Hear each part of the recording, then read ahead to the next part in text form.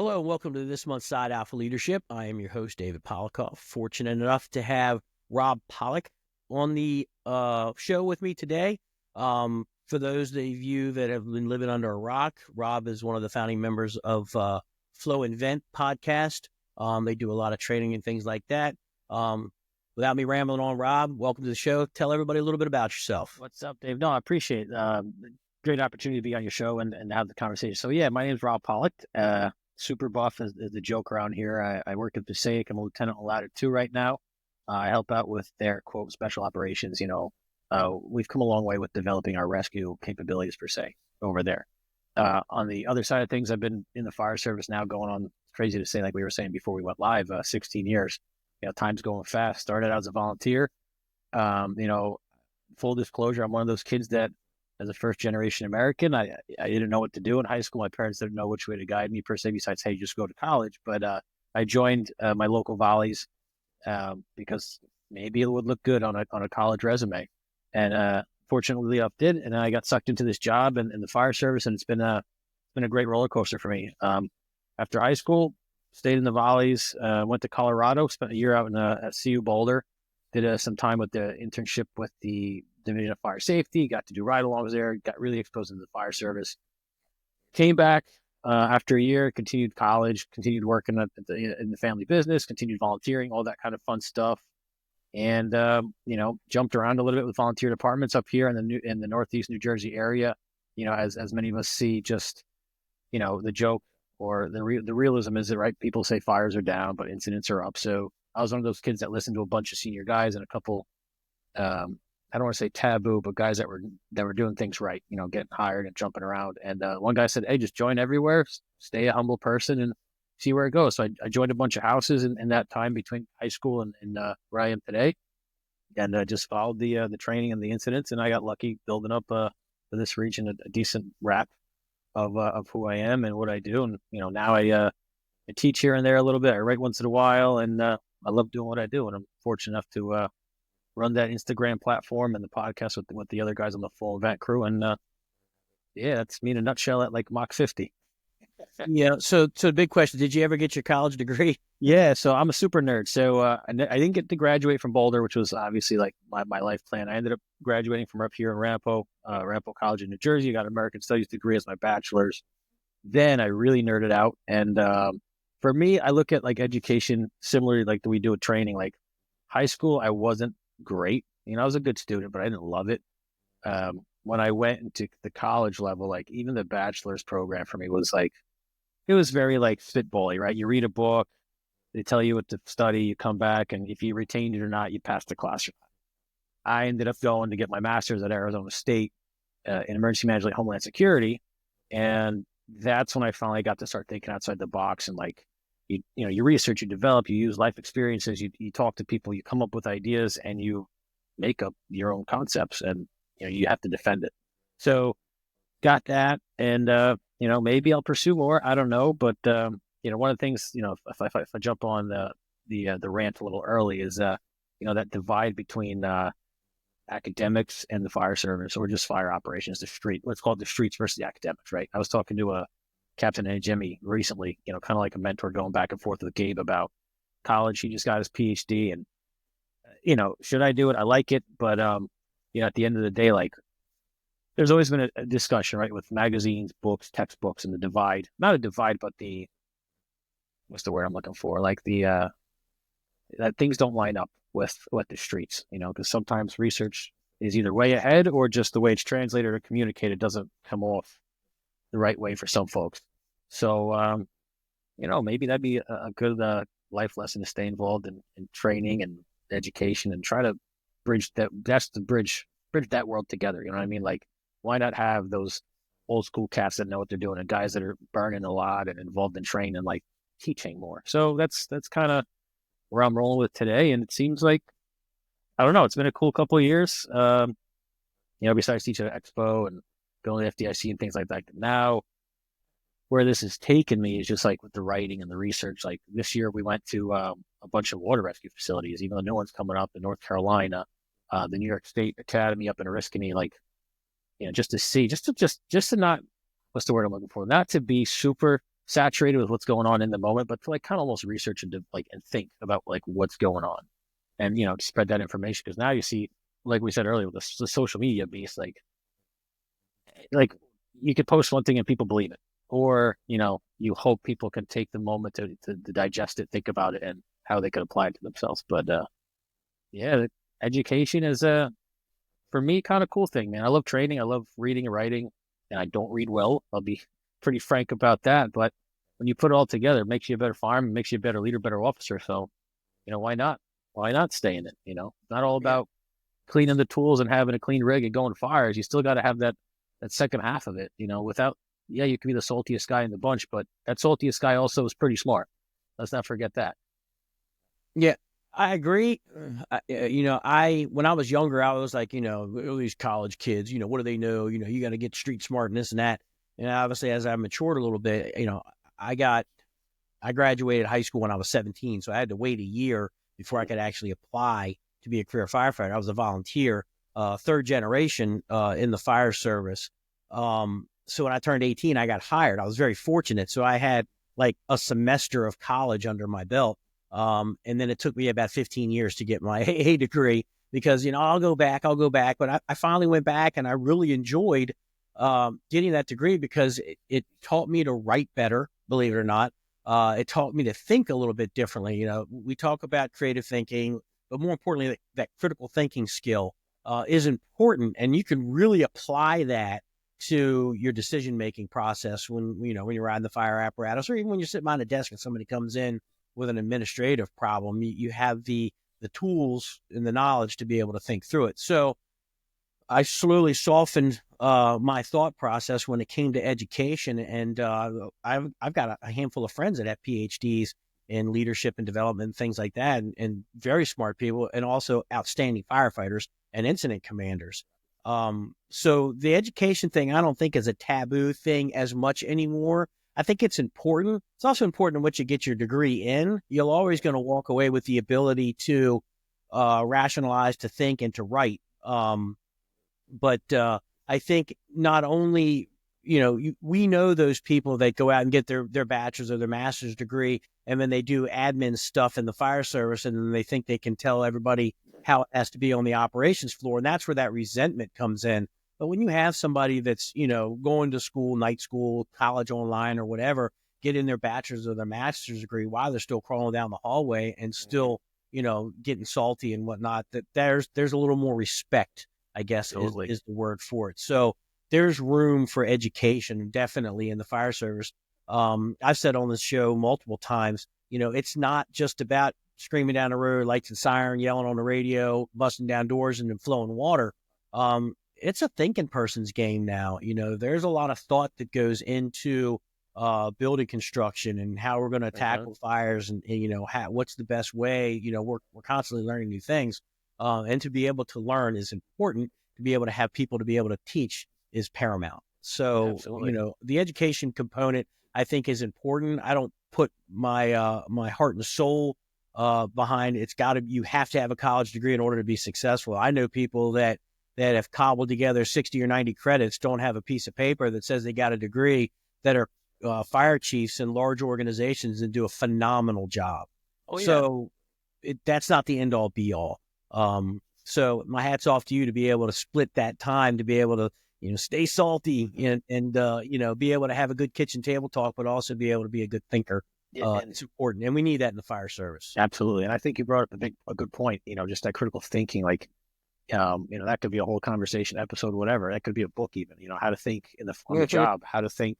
We need a fireman to write a book on critical thinking. I mean, you can go get critical thinking books, and a lot of them are from people that sit in chairs and talk about this crap all the time. I'd rather hear somebody from the military, somebody from the fire service talk about critical thinking skills, as opposed to, nothing against Jordan Peterson, great guy, but I'd rather hear from somebody who has gotten their face and their hands dirty doing the job. Yeah. And it's funny you mentioned it, like, in one of my volunteer houses, a good friend of mine, just became a lieutenant, he's younger. He's just been hitting 5 years in the fire service, but wealth of knowledge, phenomenal life experience. The guy was a CEO of a major organization. So, he has all those skills. He just wasn't going down hallways for half his life.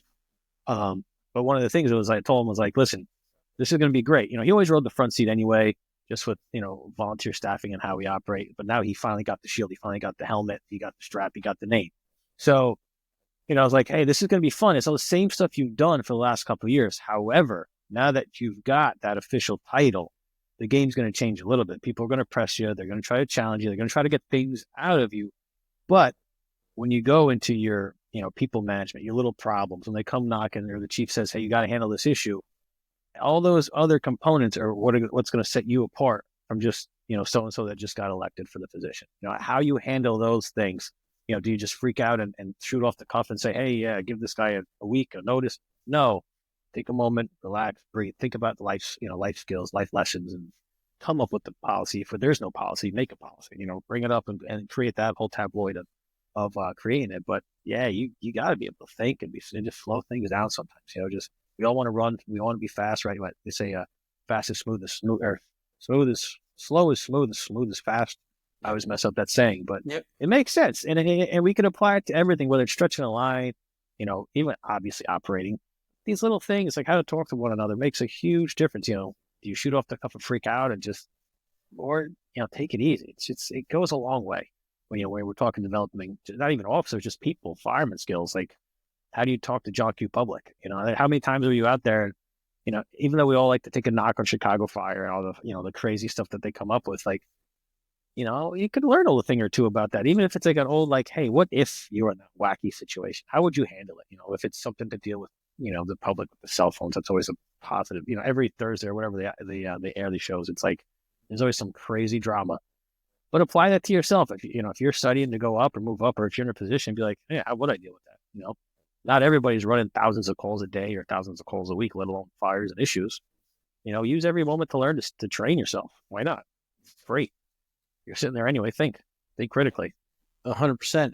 One of the things you said about slowing down, we talked about, I've talked before of riding the fire apparatus. You arrive on the scene, you got to kind of slow down. You got to get a good picture. I tell them, truck company, you're riding the truck company as you're pulling the block, slow down a little bit, get a good picture of what's going on. Same thing with the engine company. Slow down, get a good picture of what's going on. And I tell new officers, I said, the 360 is important. You have to get a 360 on the house. You got to get your eyes on all four sides of the house. Take that time to gather information. Just don't run around the house because you want to be back at the front door with your guys to go in right away. Take a time to see what is the structure doing, different components of the house, where are the utilities, obviously a basement, looking in windows, walk around. What's going on? Are the crews going to be able to get access to the rear? What's the best way to get to the rear? So you're doing that mental slowdown, and it gets you back up onto the front porch where you've got more information. And that's what we do in our job. We have to make decisions based on incomplete information. The more information we can get, it makes us able to do our job quicker because we have slowed down a little bit. And it allows us to relay information either to the incident commander or the next units that are coming in. So the 360 is imperative. You got to get that, but actually look at what you're doing when you're taking a 360. Just don't go through the motions that you ran around the house and you didn't gather any intel.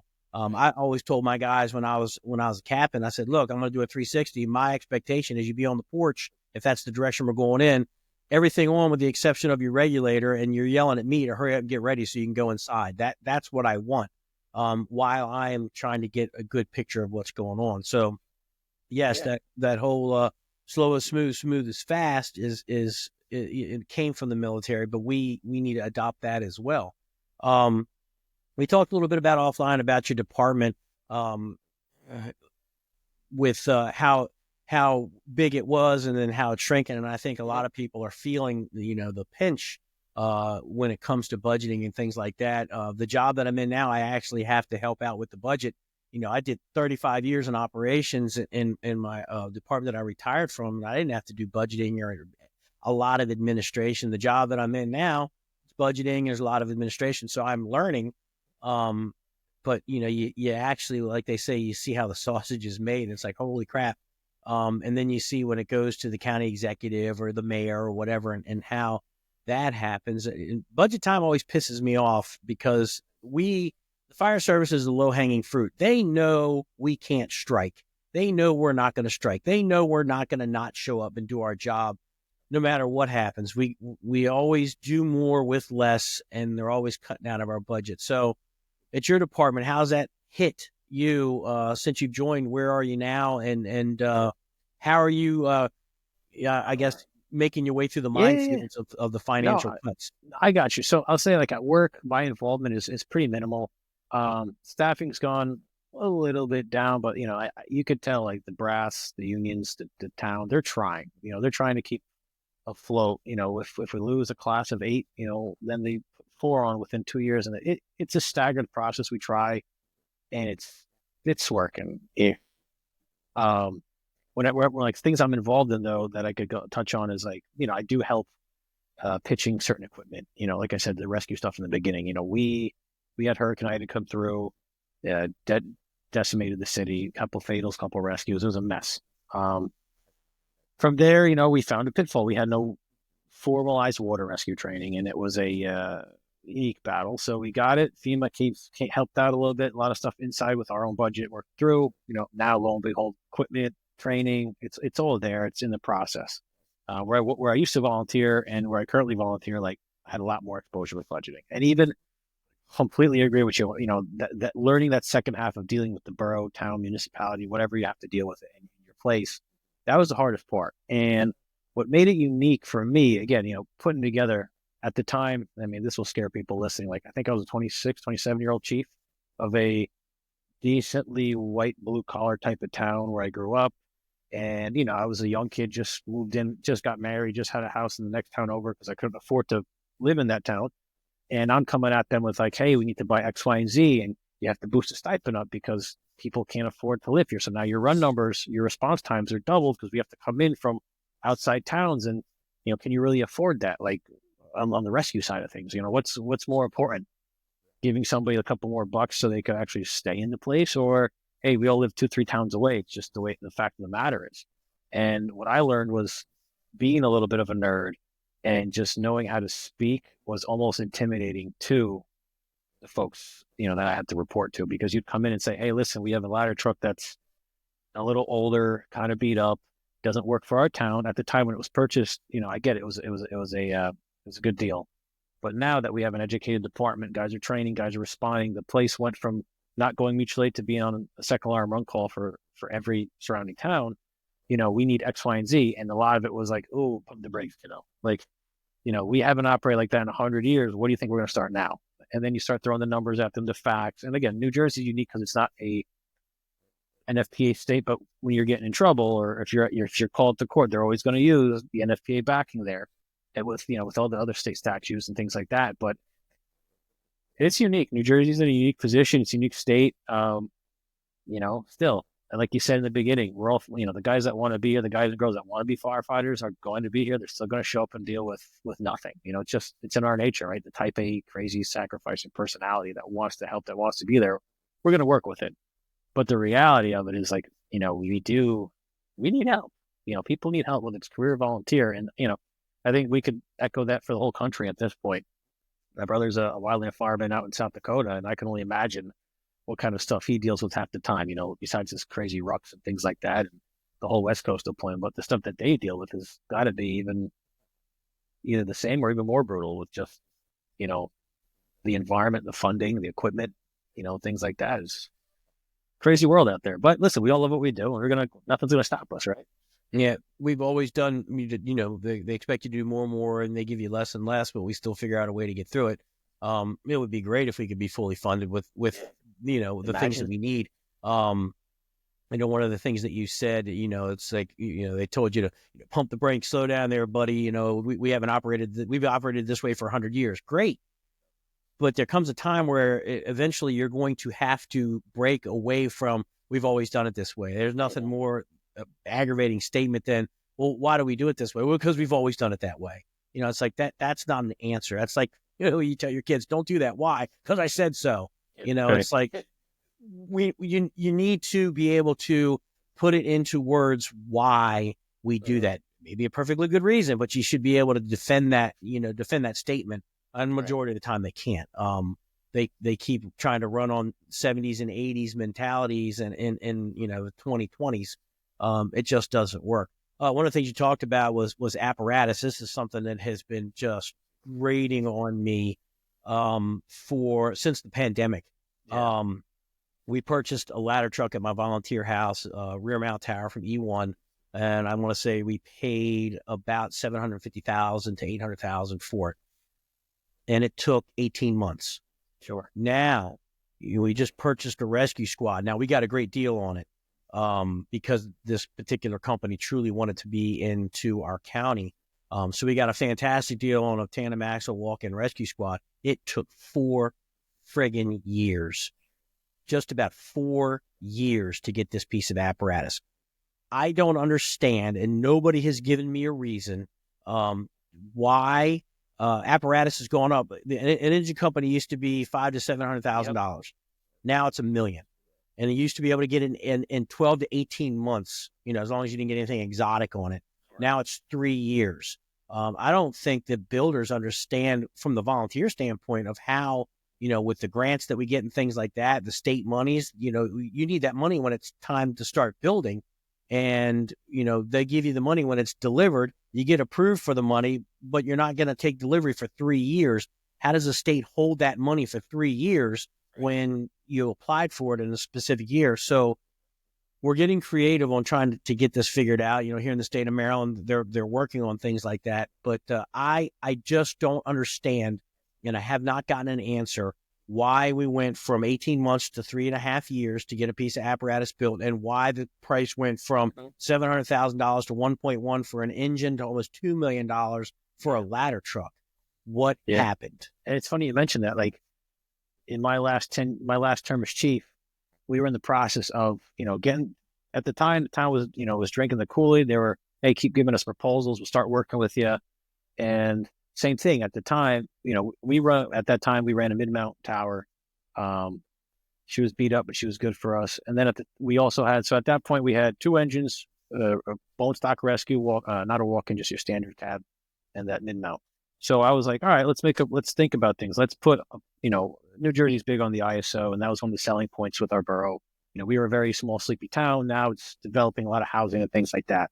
So I was like, listen, let's put a pump on the rescue, get rid of the rescue. Yes, she had history. She was a beauty, but, we don't run, that town ran max, dude, on a crazy year, 400 calls. So you don't need all the bells and whistles. Unfortunately, listen, I'm a buff. I love everything if I could put everything on it, I would. If I could have rotorays and Mars lights on everything and everything be silver plated, I wish I could. But eventually we all hit a point where, reality comes into, if I could fund an apparatus and not get these things, sure. So at the time we were looking at a rescue that would be basically a rescue pumper and a straight no pump truck. And the quote was 1.3 for both, from Pierce at the time, pre-COVID. And it was like, this is phenomenal. Let's obviously we couldn't pull the trigger. Now this, the same proposal, like you said, is 3.5 for the same exact punch list. How? And I don't even want to use the words. I get it. Like we're in a different world now, 5-6 years later, but what's going on? The big thing you mentioned that I wanted to hit on was with these. I don't think folks understand yet or are understanding yet is when it takes something to get there 4 or 5 years, like it's turning into, unfortunately, like the town, your department, especially in the volunteer world, the town's changing, the department's changing. You may have in 5 years a complete migration and of the folks, they all might leave, they might grow, whatever their life's case is. Like maybe 5 years ago they said, hey, we need a straight truck, but in 5 years the folks that are there need to quit. And now the town has X, Y, and Z. Like you may have bought I've never used one, but I love a Mac Baker aerial scope, right? A C grade version of it, sure. We have one in Kentland. I love that. Right? But it may work. Yeah. It may work for your town today, but in 6 years from now, hey, the only thing that fits around here is a tiny engine and a tiller, period.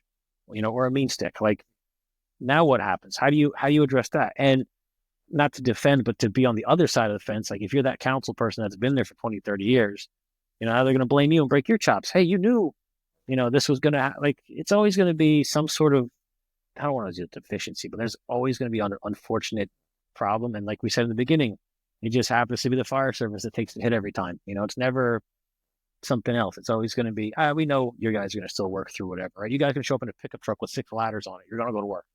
You may not like it, but you're still going to go to a fire. You guys want to go to fires. So I don't know. It's a funny world. Hopefully it changes soon, or at least there's some kind of plan in motion to get us back on track, because this stuff is getting a little crazy. I think we can all agree on that. I had an article sent to me not too long ago from one of my deputy chiefs in my volunteer house. In a nutshell, I didn't get a chance to finish the entire article, but in a nutshell, it was how these apparatus builders are now. It's a conglomerate. You have like one apparatus manufacturer or corporation that owns 4 different manufacturers. Yeah. So when you go to compete, there's nothing there. It's the same company looking at 3 different manufacturers, but it's the same corporation that owns all 3 companies. So that might have something to do with it. I dabble in politics only just to yell that they're fucked up. But, when it comes to, this, do they have a stranglehold on the fire service apparatus that it takes 3 or 4 years to build the apparatus because they can. They charge you, the price has gone up 15, 20% because they can. And, at the end of the day, fire service takes it on the chops. You might have, a large county or a large city that takes in a decent amount of revenue, and they can afford to buy 4 or 5 fire engines, or someplace like New York City where they're going to buy, 10, 15, 20 fire engines. But then you have a small county or a township or a borough, and it's all volunteer, and that corporation has to replace their apparatus every 10 to 15 years. And you're looking at, this fire engine's 10 years old. We got to start planning to buy one now, because when we finally take delivery, that other one's going to be done. And then the cost, you're relying on the kindness of your people that live in your town for donations. You might get some grants. You may get a little bit of a budget from the township or from the municipality, but they're going to end up, the fire service is going to start going back to running this fire apparatus into the ground. And EPA doesn't help us, putting more stringent stipulations on apparatus, on diesel motors and things like that. The NFPA ain't helping us. Don't even get me started on turnout gear, but you got to get rid of it in 10 years. I purchased the turnout gear for the volunteers in the county that I work in now, and I know how much a set of turnout gear costs. And you're going to tell me that in 10 years that you may have had 3 working fires with that set of turnout gear that's been in your locker, not exposed to sunlight, it's been cleaned regularly, is no good anymore after 10 years? Give me a fucking break, man. Meanwhile, you see all of us still, right? If you go out training or something, what are we using? The old school beat up, whether it's, I don't care what brand, but we're wearing stuff that's been dated, beat up, still getting beat up, turning colors on you when you're still burning with it. It still works well. Yep. But training fires are a lot hotter than regular typical fires. I can tell you that, being an instructor for 25 years, and the gear still works. I'm not in a burn unit, every training time we go training. So it's a unique shell. It's a racket. It's a racket. Corporate world versus the streets. Earlier we're talking about academics versus the streets, let alone corporations versus streets. That's a whole. They're definitely not making it easy for the American Fire Service, and what it's going to take is for a European company or fire builder to come in and say, we'll build you a piece of apparatus that looks like an American fire engine, and we're going to charge you this amount. We can get it to you in this amount of time. You're right there. Imagine if people that off. Competition breeds, it breeds success amongst fire service when you start to be able to say, well, you know what, I'm going to go over here now. Screw you guys. You don't want to help us out. This company is going to deliver a decent product. We've checked it out. Yep, coming from overseas. I know Donald Trump doesn't watch this. I'm a huge Trump fan. He's all about American made. Hey, start digging into finding out why these fire apparatus builders are doing what they're doing. And how it's crushing the American Fire Service, volunteer or career, rural or urban. It would help everybody. It is. It's crushing everybody. So let's switch over a little bit, talk a little bit about training. I love talking about training. There are so many training companies out there. My boy RJ with Capital Fire, we always say, it's every time you open up Instagram or YouTube, it's like there's another training company that's out there. We've been around for quite a long time.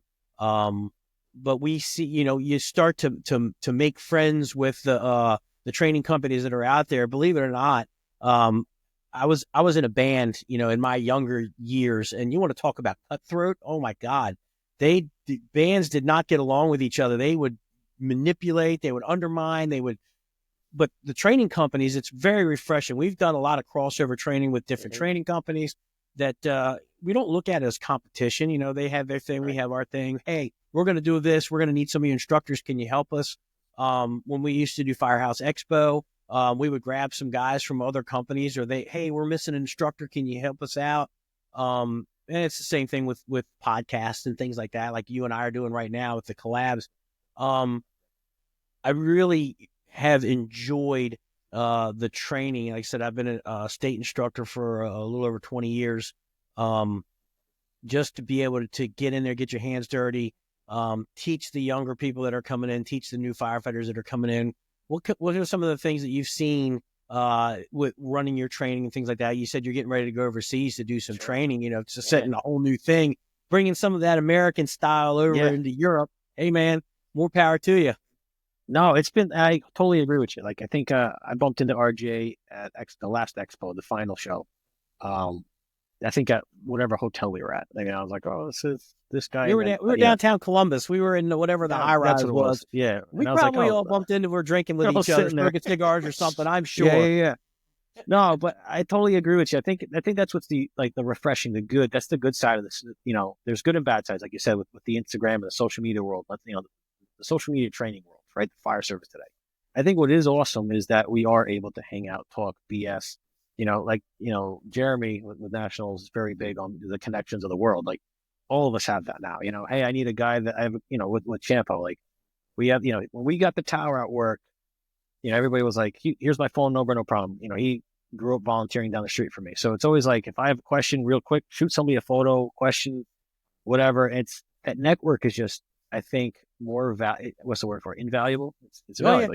It's the folks that we talk to. And what I love about it is if you are kind of like a D-bag or somebody kind of negative, like, you do get weeded out pretty quick, and it doesn't taint the whole system, and I think that's going back to like the fool's world, the fire service, the military, just being good people.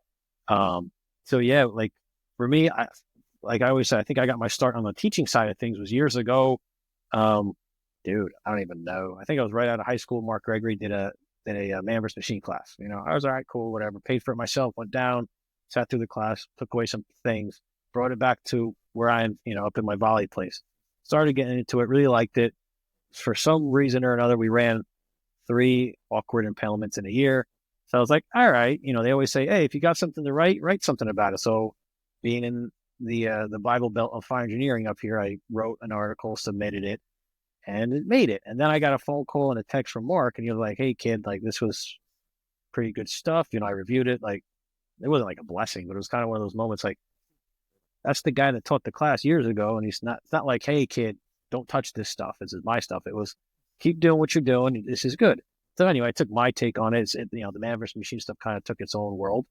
And I found myself teaching later on right over the border in New York. And I'm like, all right, I'm in New York. I'm in Rockland, probably very saturated with the city guys. We go through an evolution. At the end of it, some gentleman comes up to me. He's like, hey, dude, this was refreshing. It was a different take on what we do. I'm like, all right, cool. He's like, yeah, I worked on Rescue 1 in the city. I'm like, oh, I'm just from little old Podunkville, USA. He's like, no. The way you deliver it is different. The stories you had were different. That's what makes this a positive experience. So, lo and behold, I still keep doing this. That's my thing. I love the USAR world. We don't run one where I'm at, but that's just like my passion. So even this year, just through the bounds and leaps of folks, like I ended up teaching that at SUSAR this year. And that was a phenomenal experience just to be involved in that super heavy rescue world. And now you're sitting there like, now the world completely flips on me. Now I'm sitting there, we present whatever, and a couple of dudes come up to me, the Canadian folks come up, I guess Canadian Task Force 1, Task Force 2 folks, a couple of guys from Miami-Dade. I'm like, shit, like, look how crazy this world is. But it all starts with just having a good network and having a positive experience. Listen, there have been plenty of times where all of us, I'm sure, have been checked once in a while, like, yo, that video, not so good. What were you thinking here? And, me and Boogie Down Pags go back and forth often, right? Breaking each other's chops in posts. I and love vice Matt. versa. Matt is a good dude. He keeps you humble straight. I'll be honest. Like I'll post He something. won't He's like, come on the podcast. I don't do podcasts. yeah, we'll get him. All of us will corner him one day. He's 17 going. That's No, right.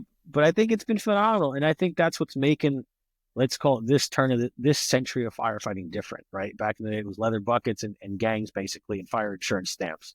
Then you had the rockin' the 1950s and up was a whole different, like the mucho gusto guy with the cigars, the pack of Marlboros, and just kicking in doors. Now we're in that like sophisticated, nerdy yet, we kind of all working together kind of thing, and I think it's going a long way, and we all see it. Like you said. You go on the gram and you're like, oh, this guy requested me. Who's this guy? And then a week later, you're like, oh, this guy knows his shit. Why didn't you say something? So I think that's a huge positive of the social media world that I don't think many of us really, or if anybody even thought that would actually bloom that way. Because the early Facebook days, you'd post something and get destroyed and, you just closed it up and you deleted the post and walked away. Now, even in the beginning, like I always got ripped apart early on. But I wouldn't delete the posts or hide them. Everybody's got that option. I just let people vent at it, start jabbing each other. It's tough to control. We know that. But it's almost blossomed into like another stage of understanding where people will start poking each other. But now instead of being like F-U, it's like, hey, dude, what the F was that? Now, well, I'm from here and I only operate by myself. I don't have 6 guys on an engine with me. This is why I do it this way. And I think that's what's made it extremely a huge benefit for everybody out there, and it's, I think going forward, like that was how we got linked up in Poland, Michael, Michał, the guy that runs, if anybody's on there, Fire Trap PL, he's like the Polish guy that writes their textbook. Like he came visit, he's like, here's my book. I'm like, damn, it's like a Fire One textbook. He goes, I wrote it. That's what we use out here. I'm like, oh, pretty sick. And now it's like, hey, we just got water cans. I go, what do you mean? Like you just got yourself a water can? It's like, no, the Polish Fire Service just got water cans. Whoa. This is an opportunity for sure. Like it's kind of cool where we're at today in this world. It's ever evolving and we don't know who has what. But then, in the USAR world, you go out into Europe pretty crazy with USAR stuff because unfortunately just the world they've been in for the last 100, 200 years. I mean, they've been a lot longer than the US, but they know a little thing or two versus us. Yes, we're phenomenal, trained, all this stuff around the country in the multiple teams, but that's like bread and butter for them over there. Like it's kind of cool. And not to mention the one thing that I've been very impressed about with the like just discussing the Polish Fire Service is like, even though they have like, it's all national based and they have volunteers and they have career areas, it's like every day, I got to be honest with them, they always post, whether it's like a briefing or a training development or a training in like their social media is on point. And this is like country, the Polish Fire Service. This isn't like the FDNY page or the PG page or the LA page. Like, takes a lot to run. Obviously, in size and geography, it's a little bit smaller, but it shows you a little. There's that much drive coming out of that region. Like we're doing all right in the fire service overall as a whole. Yeah, I like a lot of the things that you said that I want to touch on. The first and foremost is the collaboration. You talked about Matt with Boogie Down Truck Works, and we did something out in Ridgeland, West Virginia, and RJ had invited Matt, one of his dudes, out there. And we just all did a joint class together. And those guys walked, it was all truck work, ventilation, vent inner search. And those guys from that part of West Virginia just walked away, just like floored. And we've done some things with some other companies. And again, it's that whole networking thing. When RJ and I went to FDIC last year, it was like, I just kind of followed RJ. I was teaching out there, but everybody knows RJ. And, it's just like next thing you know, we're talking to this guy, we're talking to that guy, we're talking to the next thing all right, we got a class that's probably going to be lined up to go here, we're going to go here. And it's funny because of a lot of the instructors, the old guard instructors that are out there, all the old FDNY guys. Like I just had John Norman on the show, and I've been reading his books forever. With saw him, and next thing you know, he's on the thing talking to me. Hey, Dave, how you doing? It's like it's unbelievable of the networking and how everybody's just really down to earth because we just want to teach the fire service. We're at the point in our lives now that we've learned a lot, and we feel that it's important that I feel it's important that I pass on what I learned, good and bad, to the people that are coming behind. Like you said, you would post something out there and a lot of people, they look at it and go, oh, what are you doing and this and that? Then, now we're looking at the fire service through the lens of, hey, we're not just FDNY or we're not, Kentland or we're not, whatever. we are, your department is out in the middle of nowhere and the house siren goes off. If you get 2 dudes, that's a good day on a house fire. Yeah. And you do what you have to do in order to, take care of the emergency. Where, in these urban city departments, they're coming 5 and 6 on a fire apparatus. You're doing the same thing, but with 2 or 3 people. So I think once people start looking at the fire service through that particular lens, that, hey, we're not all the same, but we all have the same passion of doing the job, is where you start to really open up, and you have a place to teach and talk about your experiences. And I remember I would go to FDIC back when it was in Cincinnati. I'd go with my dad, and I met Andy Fredericks right after he put out his second article with the Little Drops of Water. And I went and listened to him talk, and I was very fascinated about, his take on putting fire out and things like that. And after class, I just walked up to him and asked him, I was like, where do you learn all this stuff? Where do you get all this stuff? And he just kind of chuckled, and he said, I didn't invent this stuff. He said, this stuff's been around forever. He said, I just took it all and put it in this nice PowerPoint and given it to you. I didn't invent it. And that's where the light bulb kind of went off in my head. It's like, well, I always thought that, well, if I teach what somebody else was teaching, then they're going to say, you stole that from me. It's the fire service. And so that's where I became friends with Bobby Halton when he was assistant chief out in Albuquerque. He was selling nozzles, and we were buying nozzles in Montgomery County. And he had hit me up out of the blue. He said, hey, I understand you're buying nozzles. We do the Vindicator. I want to come out and show you the nozzle. And we just had a really quick friendship, and we just stayed in touch. And then he got, editor-in-chief of Fire Engineering. And he's like, you need to come out and teach. And I'm like, I can't teach on the national level. Who the hell wants to come see me? I'm just some dumb lieutenant. And he goes, no, you need to write an article. And I'm like, well, I'm not smart enough to write an article. I don't know anything worth putting down on paper. And he was persistent, and him and Frank Ritchie, and so I put together my first article with Frank, and they published it. And I'm like, holy crap, my name is in a national magazine. And I got to teach out there.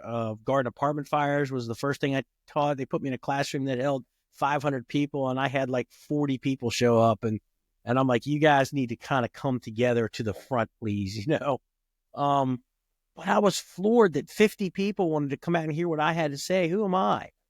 And now you start paying it forward with the younger people that are coming up. You teach them, you encourage them, you mentor them.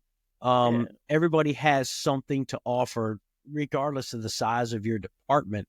And, it just rings so true. And now with social media that we have access and, text message each other and podcast platforms where we can just talk, I could call Jeremy up and say, hey, can you come out and do like a little presentation for this particular class? He did it for, we did the Key City Fire Conference last year in Frederick on its inaugural event. He came out and did a thing, and then I got to be on his podcast, and it's just a cool world to be able to, we all put our differences aside and say, we're all here for the same reason.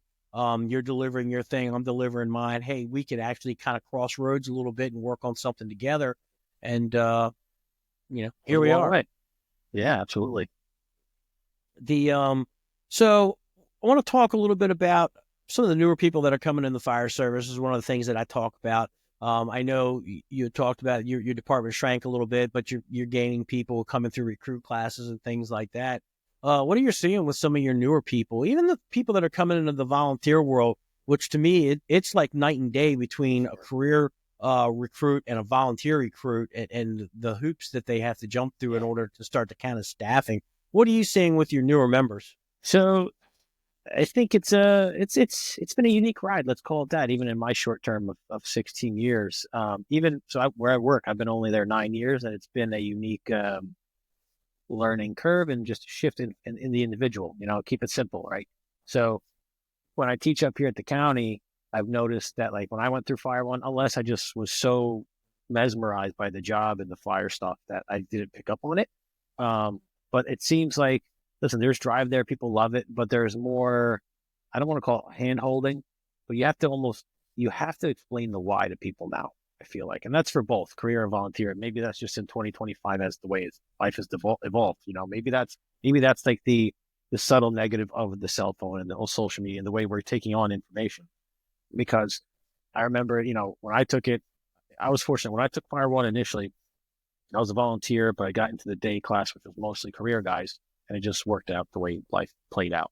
And during that experience, it was just very like, hey, it was militaristic. It was awesome. Get in, do your drills, learn this, study this, boom, boom, boom. It was just do, just work, just train. Now it's like, we'll get a chapter done or something. It's like, hey, instructor Lou, why is it this way? Why are we putting fires out in this manner? Why are you using the nozzle? Why are you going on that roof? Why do we still go? And I think that it's almost, I think it's more beneficial now. You got to get over that hump of being frustrated. Like, just don't ask me the why. But the moment you sit there and you go, these guys are actually asking the why because it's going to make them better in the long run. So, right, even like by us at work, you do your time as a probie, you're on an engine, you do X amount of time on the engine, and they start, depending on which side you're at. If you're on the west side, you work towards a tower ladder. If you're downtown, you become tiller guy, then you work your way to the tractor driver. And one thing I've noticed is like, even in the truck world by us, that for us, that's our prestigious, we only have 2 trucks. So like, that's the hoorah guys that want to get on there. And when folks start to ask me like, why are we on a peak roof? Okay, this is why. Cool. Well, why do they have different footings, and why are you going to put the aerial in this direction with another ladder here? Why don't you have a second ladder? What's going on in your Rolodex in the back of your mind when you're making these split second decisions? My Polish is kicking out right there. I think it's extremely important that we don't kind of throw these ideas away. And it's like, I have a little son right now, and like, I'm learning the why, the craziness and all that chaos in life. We do kind of have to treat our recruits and our newer members. And even if you got a salty older guy that comes over to the truck later on in his career, you still got to give him that benefit of, don't push them down, work with them. If, you're in that position for a reason, right? Whether you're a boss, a senior guy, the instructor, you're in that position that carries that responsibility. Like, do the job, take in their information, think about it, and then talk to them. Don't just shoot, like we said in the beginning, shoot off the cuff, frustrated answers or something. And the same goes with the volleys up here.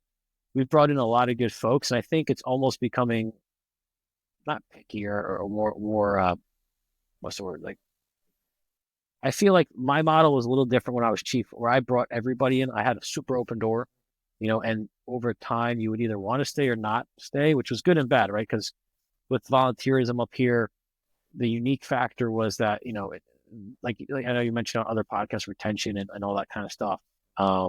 Years later now I can talk about like, hey, I was that kind of grumpy young kid that didn't know life yet, that would kind of maybe push away a 40, 60-year-old guy with kids and college and wife, because I expected them to be here for everything like I was. I didn't know life. And I think that's what's made my views a little different now, where everybody is unique. Now, like the officer lineup where I used to be a volley lieutenant, we have 2 younger guys that I don't want to say haven't lived life, but they don't have kids. They don't have super crazy bills. Then you have 2 older guys and 2 retired guys. It just works better when you're managing and mitigating situations.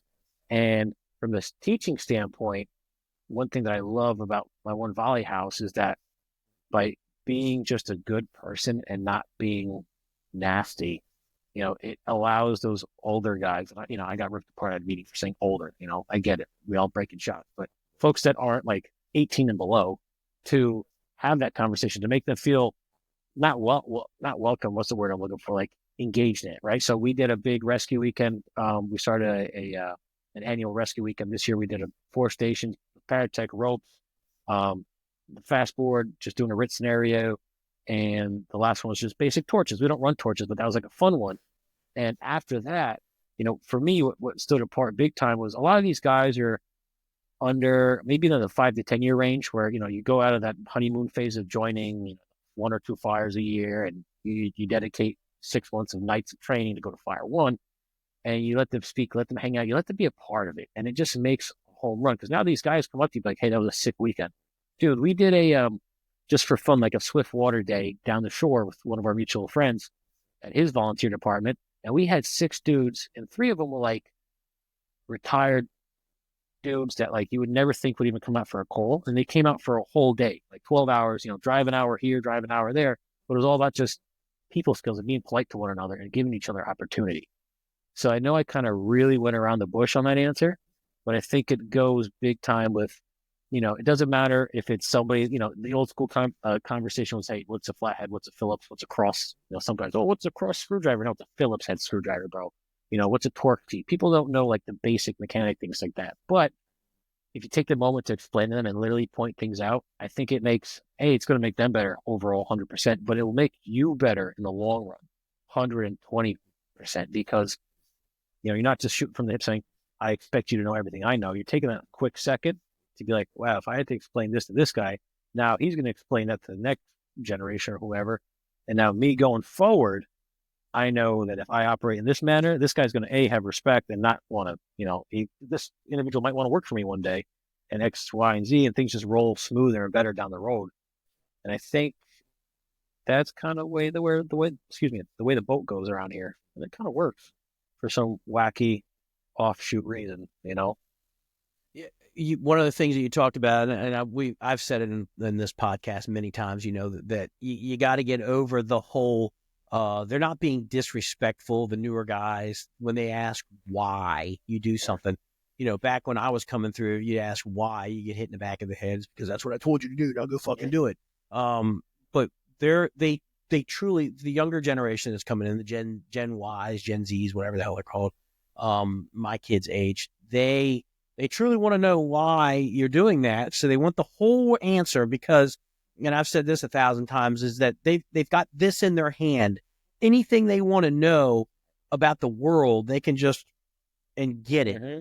Yeah. I didn't have that growing up. They didn't have computers in the firehouse when I started volunteering. Yes, I'm old. I get it, but they truly want to know why, the reasoning behind it, and they have that understanding. And now it all makes sense. And like you said, down the road, they're going to do the same thing. Now you've made the fire service a little bit better than it was when you were there. So you explain to them, why we put we have to pick the specific ladder to go on the roof. It has to have the one that had the hooks in order for it to capture the peak, so it just doesn't slide off. Why do we cut a hole this particular way? Why do we put the ladder truck there? Why do we say this on the radio? They want to know because there's that thirst for knowledge. They just can't find that on their handheld computer. You have to give that to them. Right. So once you get over that whole, they're not being disrespectful. They truly are asking the question because they want to know the answer. That's where it really, you'll start to see those connections being made. It's funny. When my son came through juniors, he does not want to be in the fire service, which is fine. He wants to be a veterinarian, which means I'm going to be working until I'm 90. Yeah. But when he was a junior, I taught him how to mop a floor, sweep a floor using, a floor broom, all the things in the fire department, how to do those things, how to wash apparatus, the correct brushes to use on the different parts of the apparatus. We had to teach that to these, 12 and 13-year-olds when they were coming through juniors. And even if they didn't stick with it, they knew how to mop a floor when they rolled out of there. They knew the correct way to clean the toilet. It sounds funny, but it pays dividends as they move forward in life. One of the problems that we're seeing with the volunteer world right now is recruitment-wise, we're bringing people in. We're probably bringing in 3 or 4 members a month to be volunteers in my department. It's the retention. Yeah. And, the young people, we can get them. But one of the things that I really had to train myself out of was they're not going to be like me. I would never leave the firehouse when I was a young volunteer because I was afraid I was going to miss a call. We can't get them to come to the firehouse other than their duty night. So it's been a total 180 change, and I can't get mad at them because they have so many other things that are going on. But we need to figure out a way to retain them. And one of the things, when the younger ones, they can go through the training and all that. And we can, if they go through Fire One and EMT and Hazmat, we've probably got them for 4 or 5 years. They're going to probably think about, hey, you know what? I can do this for a living and get a paycheck. Yeah. It's the 28-year-olds, the 32-year-olds that are coming in that are married, maybe have a kid. I've always wanted to be a firefighter. Now, I'm kind of established in my job. I really want to do it. And they think that they're going to come in. We're going to show them a couple things, how to pull a hose line, how to flow some water. how to put the gear on, and now you get to go down the road and run calls within a week. And when I tell them, I said, it's going to take you, if you hustle, a year and a half to become minimum staffing, 2 years if you just do it at a normal pace. And when they hear that, it's like, well, I don't have nights and weekends like that. I thought that the training was, I blame a little bit of that on our membership committee when they come in. But I put a lot of blame on our training institute. And we have Maryland Fire Rescue Institute here. They have not gotten with the times, and I've said this 1,000 times. People who listen to this podcast now are like, oh, Jesus Christ, he said this 1,000 times. But I'll just leave it at this. If I can get a bachelor's degree from the University of Maryland over the internet, online, why the hell can't we teach some of these classes like hazmat? There are some practical components. Sure. But if I got to drive 20 miles down the road to go sit in a classroom while you fumblefuck through 3 hours of PowerPoints, why the hell can't I do that on a Zoom meeting or Canva or whatever it is that they're using, Canvas? That's where these training academies need to get with time, especially if you want to retain volunteers. Now you can sit in your den, you're there with your wife, your kid, or whatever. You can take care of something real quick, come back, you have access to the PowerPoints, and then it's on you. Now, they did do some of that during COVID, and they said the reason why they didn't want to go through with it was because the failure rates were high. And I've told some of my MIFRE representatives, I said, but that's not your fault. That's the student's fault for not engaging and do it. I got my college degree through Columbia Southern, okay?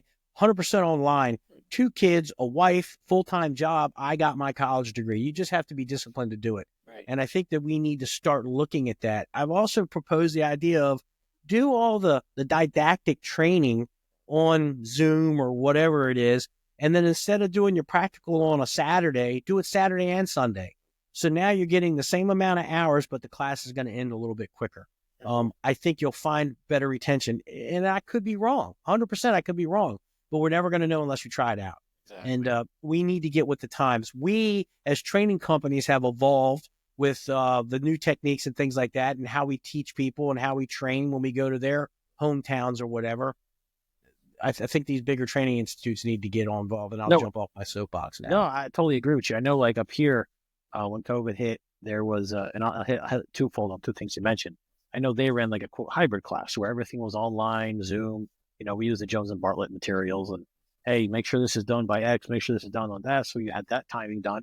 And then they came together at the end to bang out all the hands-on training, where it really was, it was still 6 months, but the way it was formatted, it kind of worked out better. But I have to agree with you on that. Like when I took it, it was I think luckily the first time I took it was 5 weeks, 4.5 weeks. I mean, that was only talking 2009, and now at least our program, now that we're pro boarded, we're kind of following the same systems the rest of the country is doing. It's turning into a couple more weeks here and there and whatnot. But, I agree with you. It's like the young guys, there's no catch. High school, college, sure, you're going to get them.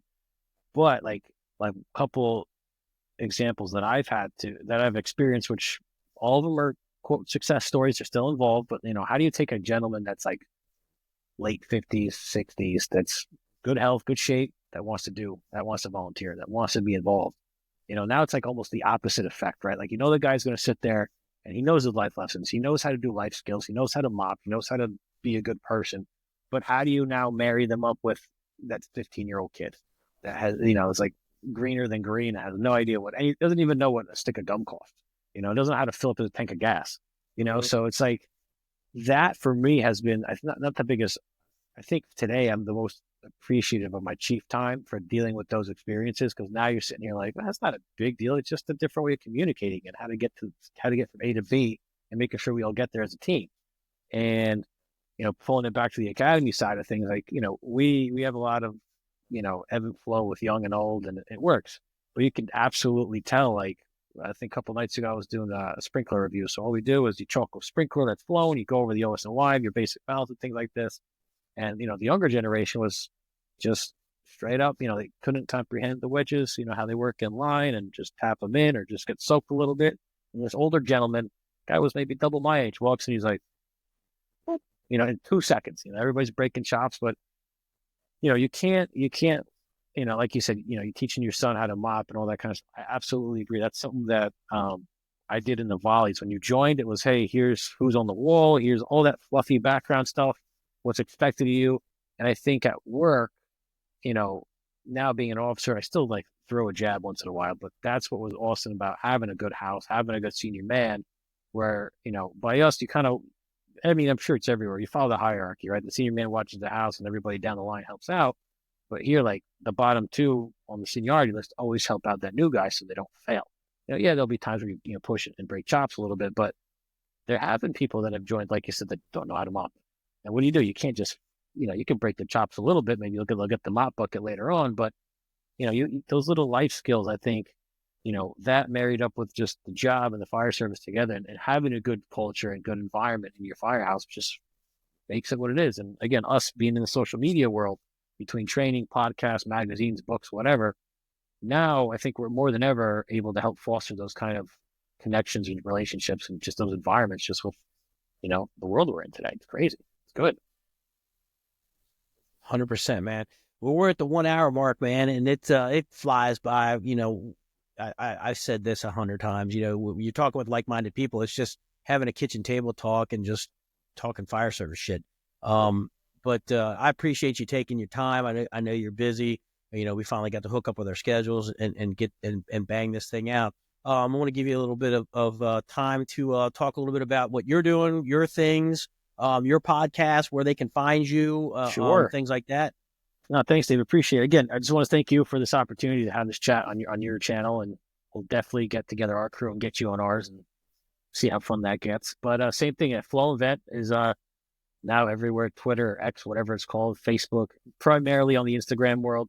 The podcast, you can hit it on any of them, whether it's iTunes, we use Stitcher to roll them over into all of them. And that's pretty much it. Hit it that. I'm pretty simple. You DM that, you'll get a hold of me directly. So even if it's like, hey, Rob, we hate you. Okay, cool. I'll meet you. If you say the Broncos suck, go for it. I'm here all day. So that's me, my man. Thanks again. This was awesome. It's good. Like you said, it just goes quick when you have a good conversation. Absolutely. So I look forward to hooking up with you. You said you're not going to be out at FDIC this year. No, not me. You said you're going to be out in Europe. Good for you. But I'm sure the circles are small. We'll run into each other. Absolutely. All right, man. Take care of yourself. Thanks, brother. Appreciate it. All right. See you.